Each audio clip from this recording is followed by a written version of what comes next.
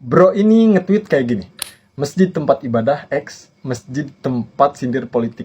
Seorang menteri seharusnya menjadi contoh dalam berkomunikasi dengan bijak, solutif, dan berorientasi pada kepentingan publik, bukan malah terjebak dalam retorika sindiran yang tidak produktif. Ada loh yang kepanasan dengan pidatonya Pak Anies Baswedan, wakil menteri, tapi rasa buzzer. Nih lihat nih, stiker saya ya. Memberantas korupsi, menegakkan hukum, menegakkan keadilan itu lebih dari sekedar pidato membahana. Tapi harus dengan tindakan-tindakan nyata. Akhirnya sampai pada satu titik, institusi negara dan pidato Pak Prabowo orang sudah tidak percaya lagi. Tentu sangat berbahaya. Ini adalah sebuah tsunami politik, tsunami kebohongan yang luar biasa. Ketiga award yang hari ini akan PSI kirimkan ke Badan Pemenangan Nasional spesial untuk calon presiden Bapak Prabowo Subianto, yaitu kebohongan paling lebar. Assalamualaikum warahmatullahi wabarakatuh. Kembali lagi di channel Prayoga Muhammad. Gimana kabar kalian semua? Semoga baik-baik saja ya, dan dilancarkan segala rizkinya. Ya teman-teman semua, gue melihat ya tweetan dari Raja Juli, menteri kita semua guys, tapi serasa buzzer. Rasa-rasanya karakter itu belum lepas ya dari dirinya, yang dimana ya kita tahu lah ya beliau pun pernah ngejek Pak Prabowo ketika itu ya, malah sekarang menjilatnya. Dan sekarang Pak Anies yang menjadi sasaran. Coba bayangin guys, apakah dia nggak berpikir kalau sekarang tuh dia seorang menteri yang gimana dia itu harus mengayomi seluruh rakyat Indonesia tanpa membedakan. Kok bisa ya dia nulis kayak gitu gegara Pak Anies berpidato di Masjid UGM ketika itu.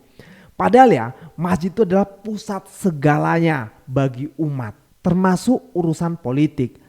Sholat jamaah itu pun urusan politik, merapatkan saf atau barisan gitu ya. Dan ketika dulu zaman Rasulullah, yaitu semua berawal dari masjid, diskusi di masjid, apapun lah itu ya. Tapi kok sekarang aneh ya, padahal yang dikatakan oleh Pak Anies Baswedan itu sebuah kenyataan loh, tanpa menye-menye lagi ngomongnya. Dan kali ini kita akan membahas karena ada juga yang berkomentar nih. Oke teman semua, kita lihat videonya. Bro ini nge-tweet kayak gini. Masjid tempat ibadah X, masjid tempat sindir politik. Saya tidak ingin menjelaskan fungsi masjid, tinggal searching aja, dan saya juga nggak peduli bakal disebut anak abah atau apa gitu. Yang ingin saya soroti adalah beliau ini hari ini adalah seorang menteri. Menteri Kehutanan Republik Indonesia hari ini. Menteri MMNTI buzzer, waduh, menteri. Seorang menteri seharusnya menjadi contoh dalam berkomunikasi dengan bijak, solutif, dan berorientasi pada kepentingan publik, bukan malah terjebak dalam retorika sindiran yang tidak produktif. Salam logika. Melihat pidato Pak Anies Baswedan kemarin di UGM, waduh, langsung dah pidato pemimpin Konoha terbanting. Pidato Pak Anies Baswedan begitu rapi, berwibawa, teratur, dan audiens yang hadir semuanya tepuk tangannya natural. Semua merasa terlibat. Sementara pidatonya pemimpin Konoha suaranya aja yang menggelegar, isinya kagak ada. Mana menyek-menyek lagi, ada yang bilang gemuk. Pokoknya kebanting banget deh sama pidatonya Pak Anies Baswedan. Ibarat kata nih, Pak Anies Baswedan nilainya 90. Sementara pidato pemimpin Konoha nilainya 11. Kebanting kan? Ada loh yang kepanasan dengan pidatonya Pak Anies Baswedan, wakil menteri, tapi rasa buzzer. Nih lihat nih, stiker saya ya. Kalau mau mematikan demokrasi ada 3 juga caranya. 1. Jadi di kolom komentar tuh banyak banget yang protes. Ini kok Pak Anies ini di masjid ngomongin politik dan segala macem. Aku kasih tahu ya, aku mahasiswa UGM yang jadi panitia RDK tahun 2023, udah terlibat datang menikmati acara Ramadan di kampus UGM dari 2022, 2023, 2024, dan ini tahun keempat 2025. Aku kasih tahu aja asal kalian tahu ya, di UGM itu memang program-program Ramadan di kampusnya, baik yang kajian jelang buka puasa maupun kultum atau public lecture waktu tarawih itu memang temanya tema-tema yang universal, memang tema-tema yang berbau pembangunan, ya dari semua sisi, ada psikologi, ada engineering, ada politik, ada kebijakan publik, ada pendidikan, ada tata kelola dan segala macam, banyak gitu. Dan memang tema-temanya seperti itu yang diusung di UGM ya, selama ini selalu seperti itu, tema-tema besar, tema-tema makro. Nah, Pak Anies kebagian soal paparan pendidikan ini, dan ini memang ada singgungannya juga soal politik. Nah, orang-orang ini yang udah nggak kuliah di UGM, jadi sok tahu gitu loh. Kalau di UGM tuh emang kayak gitu, biasa kayak gitu. Kita yang di UGM nggak kaget, emang biasa kayak gitu tema yang di UGM, supaya peran dan topiknya tuh bisa lebih meluas, bisa lebih menyeluruh. Dan sekedar info aja, di masjid itu memang dulu kalau kita belajar dari peradaban Nabi ya, tidak hanya sekedar untuk ritual ibadah aja, tapi bahkan untuk urusan sosial, urusan kenegaraan. Nabi itu ya diskusi juga sedikit banyak ada di masjid. Jadi nggak sekuler bahwa masjid hanya boleh untuk pembahasan terkait ritual ibadah gitu ya. Toh juga Pak Anies bukan kampanye politik yang ayo pilih saya gitu atau apa gitu, enggak. Beliau menyampaikan berdasarkan hal-hal yang objektif aja. Orang-orang ini nyinyir, udah nyinyir, nggak nonton full, terus sok tahu gitu. Padahal mungkin kalian nggak kuliah di UGM kan, kalian buzzer-buzzer itu. Jadi lucu aja sih, apa sok-sokan lagi ada yang bilang, oh iya itu ngomong soal agama apa segala macam, harusnya jangan di masjid kampanye atau apalah. Itu UGM sendiri yang undang Anies gitu, bukan Anies yang meminta untuk diundang. Udahlah dia diundang, dia di provide apa segala macem, udah tinggal menyampaikan ilmu aja gitu. Emang kalian juga belajar agama, buzzer-buzzer yang suka ngomong-ngomong nyinyirin Anies di masjid tuh ngomong agama, jangan ngomong ini gitu. Kayak kalian sering ngaji aja, aneh.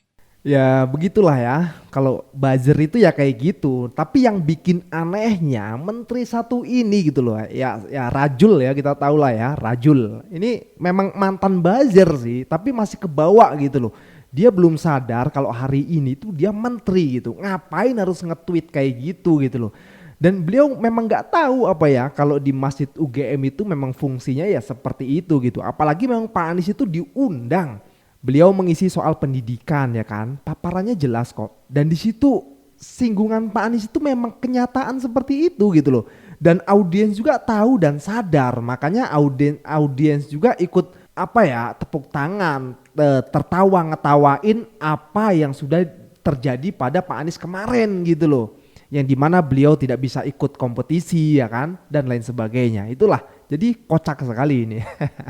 Aduh, Rajul ini gimana menteri satu ini ya, malu-maluin aja gitu loh, malu-maluin Pak Prabowo gitu. Bila teman-teman menyaksikan ada kebijakan yang berbeda dengan garis konstitusi, jangan terlewat dan jangan gentar untuk memberikan kritik. Dan yang berada di pemerintahan, saya pernah merasakan pada pemerintahan harus terbuka dengan kritik itu. Gue salut banget sih sama Pak Anies ini, gue salut banget ide-idenya, narasinya, cara berbicaranya, gagasan itu mantap banget, kental banget, sehingga sampai hari ini Pak Anies itu masih dikerubutin, apalagi sama mahasiswa ya. Karena ya idenya itu loh nggak akan pernah mati guys, gagasannya. Oke teman semua, sekarang kita lihat di akun X ya. Ini tweetan dari King Purwa, jabatan menteri tapi level buzzer. Ya ini tweetan dari Raja Juli Antoni, ini menteri loh ini. Masjid tempat ibadah X, masjid tempat sindir politik ya katanya. Ceramah penuh sindiran dari Anies Baswedan di masjid kampus UGM. Coba menteri kok kayak gini gitu loh. Udah lah gak cocok jadi menteri, mending jadi buzzer aja cocok ini. Memalukan sekali. Udah diblokir belum? Tanya. Ingat ya, itu Anies bukan Anies. Raja Juli Antoni, masjid itu pusat segalanya bagi umat, termasuk urusan politik. Sholat jamaah itu pun politik, merapatkan saf barisan bersama-sama dengan sekian banyak orang laki-laki, bukan cuma melulu untuk ibadah doang. Umat tanpa masjid pasti tercerai berai parah. Nggak sekalian sindir banjir lagi mas. Someone you mas masih aja up tentang bapak-bapak pengangguran, WK. Iya ngomongnya sih Pak Anies pengangguran, tapi kok masih disindirin aja gitu loh. Selevel menteri mah nyindir. Si Raja Hutan nggak bisa lepas dari habitatnya. Nah bener nih. Emang sulit ya kalau udah jadi buzzer itu, sulit lah mau jadi jadi apa juga masih kebawa gitu ya. Nah teman-teman semua, coba bedakan dengan pidato Pak Prabowo. Ini juga ada yang membahas nih soal pidato Pak Prabowo ya. Dan juga kepercayaan rakyat terhadap institusi pemerintah. Kita lihat videonya. Kita tunggu, mudah-mudahan Pak Prabowo tidak demikian. Memberantas korupsi, menegakkan hukum, menegakkan keadilan itu lebih dari sekedar pidato membahana. Tapi harus dengan tindakan-tindakan nyata.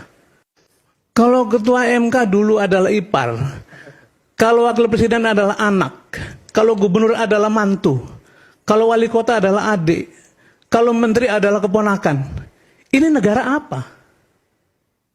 Ini negara apa? Jadi saya ingin mengingatkan kembali, ayo kembali pada kewajaran semuanya.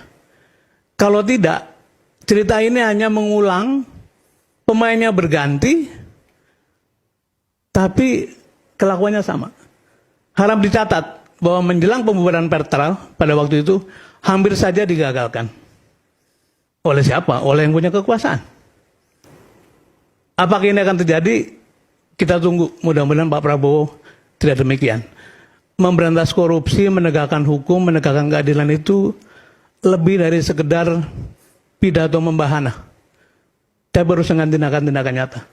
Terima kasih. Anda marah nggak? Atau Anda kecewa sekali? Atau Anda sudah tidak percaya lagi dengan yang namanya penyelenggara negara? Korupsi ada di mana-mana. Anda baru lihat kan? Pertamina. Tentu dia tidak bisa melakukan itu kalau sendirian. Pasti mereka berjamaah.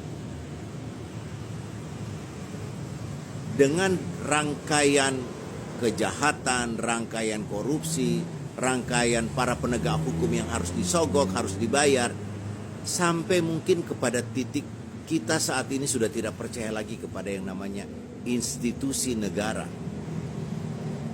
Gila, kita udah gak percaya lagi.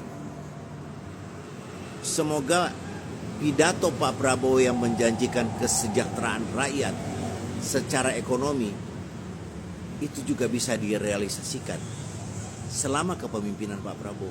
Tapi Pak Prabowo mungkin, kami tahu itu sulit Pak Prabowo, butuh waktu yang panjang. Upaya yang Pak Prabowo lakukan dengan membentuk dana tara itu juga sepertinya bagus. Tapi karena kami ini sudah termasuk orang yang tidak percaya lagi kepada institusi negara atau penyelenggara negara, sebagus apapun gagasannya Pak Prabowo, rakyat hari ini sudah tidak percaya. Mungkin yang masih dipercaya rakyat itu, atau sebagian rakyat yang masih percaya, hanyalah satu-satunya pidatonya Pak Prabowo. Itu masih dipercaya rakyat. Pidato Pak Prabowo, saya yakin masih dipercaya rakyat. Saya salah seorang yang sedang dalam kesimpulan sementara bahwa Pak Prabowo baik-baik kepada Jokowi sedang bersiasat. Semoga itu juga menjadi kenyataan. Di satu sisi orang minta Pak Jokowi dan keluarganya dipenjarakan, diproses secara hukum. Kroni-kroninya Pak Jokowi terlibat judi online, terlibat penyelundupan nikel, dan banyak hal lah. Pak Prabowo, hari ini kami sebagai warga negara sudah sampai pada satu titik tidak percaya lagi kepada institusi negara. Jadi Pak Prabowo, ketika Pak Prabowo membuat dana tara, itu masih ada harapan sebagian orang. Tapi sebagian besar orang tidak percaya. Karena pasti akan terjadi lagi korupsi dan korupsi di lembaga yang bagus itu. Gila. Ingat Pak Prabowo, hari ini yang masih dipercaya rakyat itu tinggal pidatonya Pak Prabowo. Jika pidato Pak Prabowo yang bagus itu kemudian tidak sama dengan apa yang dikerjakan, atau pidato Pak Prabowo itu bagus sekali tapi di lapangan tidak dikerjakan apa-apa, akhirnya sampai pada satu titik institusi negara dan pidato Pak Prabowo orang sudah tidak percaya lagi. Maka oleh sebab itu ini kesempatan yang harus digunakan oleh Pak Prabowo dan seluruh instrumen kekuasaan yang berada di bawah pengaruh Pak Prabowo, kekuasaan Pak Prabowo. kembalikan kepercayaan publik. Karena hari ini, apapun yang dikerjakan oleh negara, sebagian besar rakyat ini sudah tidak percaya lagi. Salam.